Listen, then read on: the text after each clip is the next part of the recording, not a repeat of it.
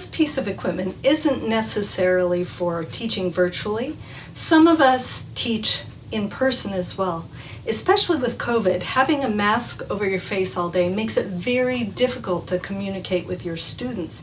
You feel like you're shouting the whole time. So we're going to test out this little thing. We're going to test out a portable voice amplifier. It comes with a headset where you stick it on. I'm not sure the best, oh, here we go. Over the ears maybe? We'll figure it out.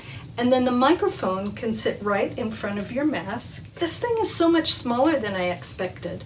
Super lightweight. You plug it in, super easy. Hold the button down for a moment. Voice amplifier. Testing, testing. Do you see how loud that is? I can turn it down quite a bit and then turn it up super loud if I need to. This thing pumps out the sound. You can carry it with you. If you have belt loops, it has a belt loop clip. It also comes with a strap that you can clip on. And I don't know, you could wear this around your waist. I think this is the kind of thing tour guides use.